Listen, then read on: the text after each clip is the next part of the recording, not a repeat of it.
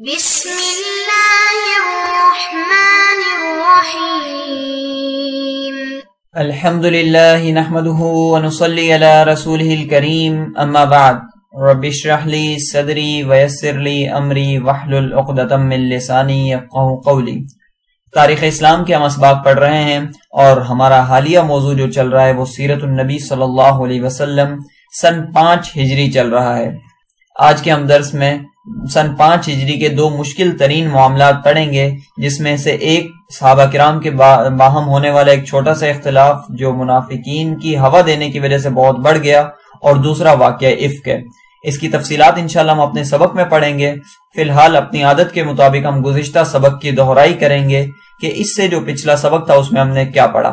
تو جو پچھلا سبق تھا اس کا عنوان تھا غزوہ بنو مستلق اور دومۃ الجندل۔ اس میں پہلے ہم نے غزوہ دومۃ الجندل کے بارے میں پڑھا کہ عرب بدووں نے اجتماع کیا ہوا تھا، اتحاد کیا ہوا تھا اور مدینہ منورہ پر حملے کی تیاریوں میں مشغول تھے۔ مسلمانوں کو جب یہ اطلاعات پہنچی تو مسلمانوں نے ان کی طرف پیش قدمی کی اور اقدام کیا۔ مسلمانوں کو آتا دیکھ کر یہ سارے کے سارے دشمن بھاگ گئے اور انہوں نے راہ فرار اختیار کرنے میں ہی عافیت جانی۔ یوں مسلمان غنیمتیں سمیٹتے ہوئے کامیابی اور کامرانی کے ساتھ مدینہ منورہ واپس لوٹے۔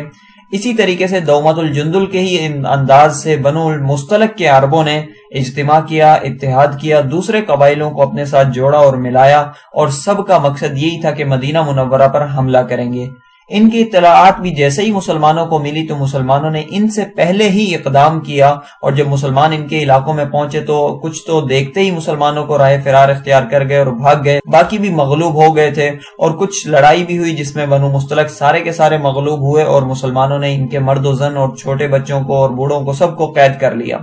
کہا جاتا ہے کہ اس میں بہت زیادہ لوگ بھی قید ہوئے تھے، بہت زیادہ مال غنیمت بھی ملا تھا۔ حضور صلی اللہ علیہ وسلم نے یہ دیکھتے ہوئے بنو مستلق میں شادی فرمائی، اور صحابہ کرام نے جب یہ دیکھا کہ حضور صلی اللہ علیہ وسلم کی شادی کے بعد بنو مستلق والے حضرت صلی اللہ علیہ وسلم کے سسرالی بن گئے ہیں تو انہوں نے تمام اسیران مستلق کو آزاد کر دیا، رہا کر دیا۔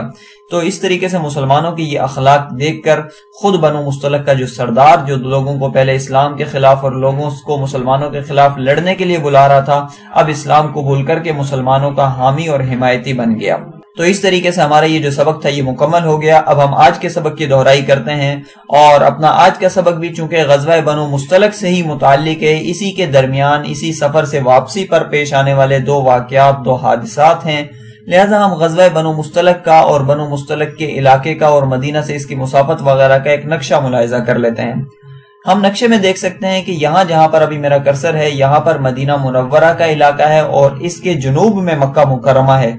یہ جو جنگ ہوئی تھی یہ مریسی کے مقام پر ہوئی تھی، جہاں بھائی ہمارا کرسر نظر آ رہا ہے۔ مدینہ منورہ سے جنوب کی جانب اور مکہ مکرمہ سے شمال کی جانب یہ جو خزاعہ کا علاقہ تھا اسی کے قریب بنو مستلق رہا کرتے تھے، ان کے اتحادی تھے۔ اگرچہ بنو خزاعہ مسلمانوں کے دلی طور پر حمایتی تھے، اسلام تو قبول نہیں کیا تھا، لیکن حمایت ان کی بہرحال مسلمانوں کے ساتھ تھی، لیکن انہی میں سے بنو مستلق والوں نے علیحدگی سے اختیار کی اور مسلمانوں کے خلاف جنگ کا اقدام انہوں نے کیا تھا۔ بہرحال یہ ایک نقشہ ہے جو مدینہ منورہ سے جنوب کی طرف مریسی کے مقام پر ہے۔ مسلمان یہاں مدینہ منورہ سے نکلے اور وادی بدر کے قریب سے ہوتے ہوئے جحفہ کا علاقے سے گزرتے ہوئے مریسی کے مقام پر پہنچے، اور یہاں جا کر بنو مستلق کے ساتھ تیر اندازی اور یہاں پر ان کے ساتھ جھڑپ ہوئی تھی، اور پھر اس غزوے سے فارغ ہو کر مال غنیمت سمیٹتے ہوئے مسلمان اسی راستے سے واپس مدینہ منورہ پہنچ گئے تھے۔ تو یہ غزوہ بنو مستلق کا ایک نقشہ اور اس کا ایک خاکہ سا ہے۔ اب آ کر دیکھتے ہیں کہ اس واقعے میں ہوا کیا تھا، اس غزوے کے اندر کیا خاص بات پیش آئی تھی۔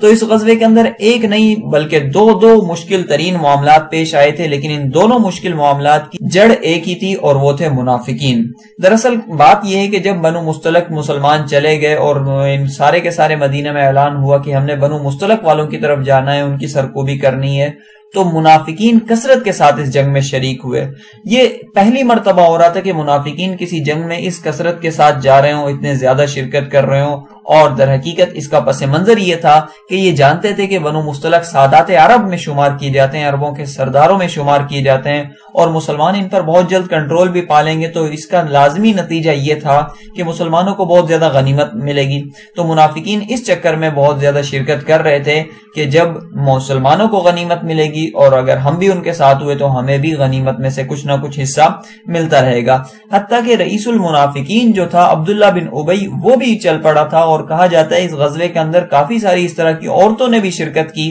اور سارا کا سارا امیدیں ان کو یہی تھی کہ ہمیں بھی مال غنیمت اور اس طریقے کی چیزیں مل جائے گی۔ لیکن انہوں نے اپنی عادت اور فطرت سے مجبور ہو کر وہی مسلمانوں کے درمیان فتنہ بپا کیا، اور اس کی تفصیلات یہ ہے کہ واپسی میں قافلہ ایک جگہ ٹھہرا ہوا تھا اور مسلمان ایک کنویں سے پانی نکال رہے تھے۔ حضرت سعد بن عبادہ رضی اللہ تعالیٰ آگے بڑھے اور کنویں میں اپنا ڈول ڈالا، تو حضرت عمر فاروق رضی اللہ تعالیٰ کے غلام نے ان کو کچھ کونی ماری کہ بھائی میرا نمبر پہلے، میں آؤں گا، تو اس پر تھوڑی سی جھڑپ ہو گئی۔ غلام نے مہاجرین کو آواز دے لی، ادھر سے انصار کی آواز لگی، جس کی وجہ سے معاملہ ذرا آگے سے بڑھنے لگا۔ نبی کریم صلی اللہ علیہ وسلم تشریف لائے اور فرمائے کہ کیسے بدبودار قسم کے جاہلی نعرے، تم عصبیت والے نعرے لگا رہے ہو۔ یہ دیکھ کر سارے کے سارے مسلمان ٹھیک ہو گئے۔ جب عبداللہ بن ابی کو یہ ساری کی ساری صورتحال پتہ چلی تو اس نے کہا او ہو، کیا اس طرح کا معاملہ ہو گیا؟ کیا انہوں نے ایسا کہا؟ تم لوگوں نے تو بالکل اپنے آپ کو تیروں کا ہدف بنا لیا ہے اور وہ تم پر جری ہوتے جا رہے ہیں۔ اگر ہم مدینہ پہنچ گئے اس طور پر تو جو عزت دار ہیں وہ ذلیل لوگوں کو نکال دیں گے۔ اس کا اشارہ خالصتاً مسلمانوں پر تھا۔ پھر مسلمانوں میں بھی جناب رسالت مآب صلی اللہ علیہ وسلم کی ذات اقدس اس کے تیروں کا ہدف تھی۔ تو یہ بات سن کر ظاہر سی بات ہے مسلمانوں کو بہت زیادہ اشتعال آیا، عبداللہ بن ابی کے خلاف ہونے لگے تھے، لیکن نبی کریم صلی اللہ علیہ وسلم نے ان کو کنٹرول کیا، اور یہ معاملہ جنگ و جدل تک پہنچنے والا تھا۔ جو ابن ابی نے منافقت کی وجہ سے لوگوں کے درمیان اشتعال پیدا کیا، لوگوں کے جذبات کو بھڑکایا، لیکن نبی کریم صلی اللہ علیہ وسلم نے اس سارے کے سارے معاملات کو کنٹرول فرمایا، اور مسلمانوں کو عین دوپہر کے وقت، جس وقت قافلے روانہ بھی نہیں ہوا کرتے تھے، اس وقت چلایا تاکہ لوگ اس بات کو چھوڑ دیں اور اپنا راستے میں چلنے کی وجہ سے ان کو موضوع اس کا جو ہے ان کا جو بدل جائے۔ تو اس طور پر نبی کریم صلی اللہ علیہ وسلم نے منافقین کی اس سازش کو ختم کر دیا اور مسلمانوں کو اتفاق میں رکھا اور انتشار سے ان کو بچایا۔ ابھی یہ واقعہ پورا ہی نہ ہوا تھا کہ اس سے بھی بڑا ایک حادثہ اور اس سے بھی بڑی ایک قیامت مسلمانوں پر ٹوٹی، اور مسلمانوں کی سب سے عفیف پاک دامن جو ہستی تھی اس پر ایک گھناؤنا قسم کا الزام لگا دیا۔ ہوا یہ کہ جناب رسالت مآب صلی اللہ علیہ وسلم نے جب کوچ کرنے کا حکم دیا تو حضرت عائشہ رضی اللہ تعالیٰ عنہ قضاء حاجت کے لیے گئی ہوئی تھی، ہودج میں پالان میں وہ موجود نہیں تھی، اور وہ سارا کا سارا قافلہ چلا گیا۔ بعد میں جب سارا قافلہ روانہ ہو گیا تو حضرت عائشہ رضی اللہ تعالیٰ عنہ آئی اور وہاں پر دیکھا تو کوئی بھی موجود نہیں تھا۔ جناب رسالت مآب صلی اللہ علیہ وسلم نے اپنے ایک صحابی حضرت صفوان رضی اللہ تعالیٰ عنہ کی تشکیل کر رکھی تھی کہ آپ قافلے کے پیچھے چلیں گے، کوئی چیز رہ گئی ہو تو آپ لے کر آئیں گے۔ یہ جب اس جگہ پر پہنچے تو حضرت عائشہ رضی اللہ تعالیٰ عنہ کو دیکھا تو ان کو لے کر آ گئے، بس اتنا تھا، اور قیامت اٹھا دی کہا منافقوں نے، اور جو وہ باتیں کر سکتے تھے، جو حفوات وہ بک سکتے تھے انہوں نے بکی، اور خاص طور پر اتنا زیادہ اس کا شوشہ اٹھایا کہ چند معصوم مسلمان، بھولے بھالے مسلمان بھی ان کی افک والے معاملے میں اور افک والی تہمتوں میں آ گئے، وہ بھی اس طرح کی باتیں کرنے لگے۔ تو یہ سارا کا سارا معاملہ جو تھا منافقین کا اٹھایا ہوا تھا۔ حضور صلی اللہ علیہ وسلم نے مکمل اس کی تحقیق کروائی، اپنے گھر والوں سے بھی پوچھا، باندی سے بھی پوچھا، دوسرے تیسرے لوگوں سے بھی پوچھا، اور تحقیق کرا کر حضور صلی اللہ علیہ وسلم اس نتیجے پر پہنچے کہ یہ ساری کی ساری منافقین کی سازش ہے، کوئی ایسی اس میں حقیقت وغیرہ نہیں ہے۔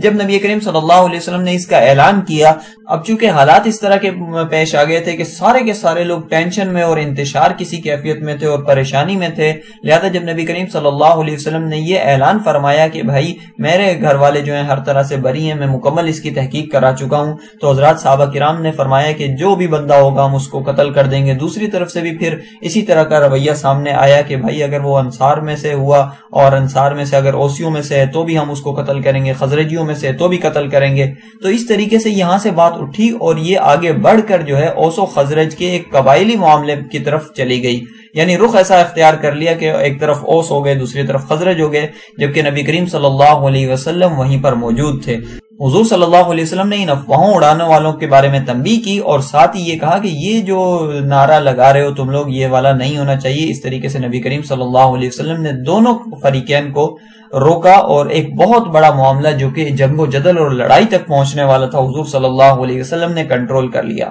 دیکھا جائے تو یہ سارا کا سارا معاملہ جنگ و جدل تک پہنچا، سارے کے سارے صحابہ کرام جناب رسالت مآب صلی اللہ علیہ وسلم انتہائی اذیت اور تکلیف میں رہے، اس سب کا پس منظر بھی وہ واقعہ افک ہے، وہ حضرت عائشہ رضی اللہ تعالیٰ عنہ پر لگنے والا الزام اور تہمت ہے جو منافقین نے اپنی بد فطرت کی وجہ سے اور بری خصلتوں کی وجہ سے لگائی تھی، جس کی وجہ سے سارے کے سارے مسلمان ٹینشن میں آ گئے اور پریشان ہو گئے اور یہاں تک معاملہ پہنچا۔ تو یہ بات تو حضور صلی اللہ علیہ وسلم نے کنٹرول کر لی، معاملے کو اپنے طور پر سنبھال لیا، سدھار لیا، لیکن دوسری طرف واقعہ افک تھا کہ حضرت عائشہ رضی اللہ تعالیٰ عنہ پر ہر طرح ایک تہمت لگی ہوئی تھی، جو بہرحال ایک بہت بڑی بات تھی، اور حضور صلی اللہ علیہ وسلم خواہ کتنی ہی تحقیق اس کی کرا چکے ہوں لیکن منافقین کے منہ بند ہونے والے تو تھے نہیں، لہذا اب اللہ رب العزت نے قرآن مجید اس حوالے سے نازل کیا اور حضرت عائشہ رضی اللہ تعالیٰ عنہ کی برات کا اعلان کیا۔ حضرت عائشہ رضی اللہ تعالیٰ عنہ کے ہر جرم سے بری و ذمہ ہونے کا قرآن مجید میں اعلان کیا، اور اس حوالے سے کوئی اشارتاً یا کنایتاً نہیں بلکہ اللہ رب العزت نے صراحتاً ذکر فرمایا، اور اس حوالے سے پوری 10 آیات اللہ رب العزت نے نازل فرمائی۔ یہاں پر اس موقع پر ہم ضروری سمجھتے ہیں کہ ان آیات کا ترجمہ ہم آپ کے سامنے رکھیں تاکہ وہ آیات بھی سامنے آ جائیں، حضرت عائشہ رضی اللہ تعالیٰ عنہ کی معصومیت اور بری و ذمہ ہونا بھی ہمارے سامنے آ جائے۔ اللہ رب العزت نے 18ویں پارے کی سورۃ النور کی آیت نمبر 11 تا 21 میں حضرت عائشہ رضی اللہ تعالیٰ عنہ کی پاک دامنی ثابت کرتے ہوئے یہ فرمایا، ترجمہ: بے شک جو لوگ یہ جھوٹی تہمت گھڑ کر لائے ہیں تم ہی میں سے ایک جماعت ہیں، تم اس کو اپنے حق میں برا مت سمجھو بلکہ یہ تو تمہارے حق میں بہتر ہے، ان لوگوں میں سے ہر ایک کے حصے میں اپنے کیے کا گناہ آیا ہے، اور جس نے اس کا بڑا حصہ اپنے سر لیا اس کے لیے تو زبردست عذاب ہے۔ جس وقت تم لوگوں نے یہ بات سنی تو ایسا کیوں نہ ہوا کہ مومن مرد بھی اور مومن عورتیں بھی اپنے بارے میں نیک گمان کرتے اور کہتے کہ یہ کھلم کھلا جھوٹ ہے، اور وہ بہتان لگانے والے اس بات پر 4 گواہ کیوں نہ لائے؟ پھر الزام تراشی کے بعد جب وہ گواہ نہ لا سکے تو اللہ کے ہاں وہی لوگ جھوٹے ہیں، اور اگر تم پر دنیا اور آخرت میں اللہ کا فضل اور اس کی رحمت نہ ہوتی تو اس چرچا کرنے کی وجہ سے تم پر کوئی بڑی آفت آ پڑتی، جب تم اس کو اپنی زبانوں سے اس بات کو ایک دوسرے سے نقل کر رہے تھے اور اپنی زبانوں سے وہ بات کہہ رہے تھے جس کی حقیقت کی تم کو ذرا خبر نہ تھی، اور تم اس کو معمولی بات خیال کر رہے تھے، حالانکہ اللہ تعالیٰ کے نزدیک تو یہ بات بہت سنگین تھی۔ اور جس وقت تم نے اس بات کو سنا تھا تو تم نے یہ کیوں نہ کہا کہ ہمیں کوئی حق نہیں پہنچتا کہ ہم اس طرح کی باتیں زبان پر لائیں؟ اے اللہ، آپ کی ذات ہر عیب سے پاک ہے، یہ ایک بہت بڑا الزام بہتان ہے، اللہ تم کو نصیحت کرتا ہے کہ پھر کبھی ایسا کام مت کرنا اگر تم مومن ہو، اور اللہ تعالیٰ تمہارے لیے پتے کی بات کھولتے ہیں، اور اللہ تعالیٰ سب جاننے والے حکمت والے ہیں۔ اور یاد رکھو کہ جو لوگ چاہتے ہیں کہ ایمان والوں میں بے حیائی پھیلے ان کے لیے دنیا اور آخرت میں بڑا دردناک عذاب ہے، اللہ تعالیٰ جانتے ہیں اور تم نہیں جانتے، اور تم بھی نہ بچتے اگر تم پر اللہ کا فضل اور اس کی رحمت نہ ہوتی، اور یہ بات کہ اللہ تعالیٰ نرمی کرنے والے مہربان ہیں۔ اے اہل ایمان، شیطان کے نقش قدم پر مت چلو، اور جو کوئی شیطان کے نقش قدم پر چلے گا تو وہ اس کو بے حیائی اور بری بات کا ہی حکم دے گا، اور اگر تم پر اللہ کا فضل اور اس کی رحمت نہ ہوتی تو تم میں سے کوئی شخص کبھی پاک صاف نہ ہوتا، لیکن اللہ جس کو چاہتے ہیں پاک صاف کر دیتے ہیں، اور اللہ سب سنتے ہیں اور سب جانتے ہیں۔ تو اس طریقے سے یہ آیات نازل ہوئی حضور صلی اللہ علیہ وسلم پر سے۔ جب یہ وحی کی کیفیت چھٹی تو حضور صلی اللہ علیہ وسلم مسکرا رہے تھے، اور جا کر حضرت عائشہ رضی اللہ تعالیٰ عنہ کو حضرت ام رومان یعنی حضرت عائشہ رضی اللہ تعالیٰ عنہ کی والدہ کے ذریعے سے خوشخبری سنائی، تو انہوں نے بہت زیادہ شکر ادا کیا اللہ تعالیٰ کا بھی، اللہ تعالیٰ کے رسول کا بھی، اور یہ منافقین کا جو پروپیگنڈا اٹھایا ہوا تھا اللہ تعالیٰ نے اس کو 100% باطل کر دیا۔ تو یہاں جا کر الحمدللہ ہمارا درس مکمل ہو جاتا ہے۔ ہم اپنے درس کا خلاصہ پڑھیں گے۔ آج کے ہمارے سبق کا عنوان تھا سن 5 ہجری کے 2 مشکل ترین معاملات، جن میں باہمی اختلاف کا ایک واقعہ تھا اور دوسرا واقعہ افک یا تہمت تھا۔ غزوہ بنو مستلق میں منافقین کی روانگی کے حوالے سے ہم نے پڑھا، پھر ہم نے روانگی کا ان کا مقصد جانا کہ غنیمتیں سمیٹنا اور مسلمانوں کے درمیان فتنہ مچانا۔ پھر ہم نے دیکھا کہ منافقین نے ایک ہلکے سے اختلاف کو ہوا دے دے کر ایک قومی مسئلہ بنا دیا اور بہت بڑا فتنہ برپا کیا۔ حضور صلی اللہ علیہ وسلم نے اسے سنبھالا۔ اب یہ معاملہ سنبھلا ہی تھا کہ ایک اور المناک قسم کا فتنہ انہوں نے برپا کر دیا، اور وہ فتنہ حضرت عائشہ صدیقہ رضی اللہ تعالی عنہا پر الزام تراشی کا تھا۔ جب یہ معاملہ حد سے بڑا اور صحابہ کرام میں آپس میں اختلاف کی نوعیت پیدا ہونے لگی تو اللہ رب العزت نے قرآن مجید میں حضرت عائشہ رضی اللہ تعالی عنہا کو بری الذمہ قرار دے کر منافقین کا منہ بھی بند کر دیا۔ تو یہاں جا کر الحمدللہ ہمارا درس اور درس کا خلاصہ مکمل ہو گیا۔ اگلے کسی درس تک کے لیے اجازت دیجیے۔ جزاکم اللہ خیرا۔ سبحانک اللہم و بحمدک، ونشہد ان لا الہ الا اللہ وحدہ لا شریک لہ، واشہد ان محمدا عبدہ ورسولہ۔ السلام علیکم ورحمۃ اللہ وبرکاتہ۔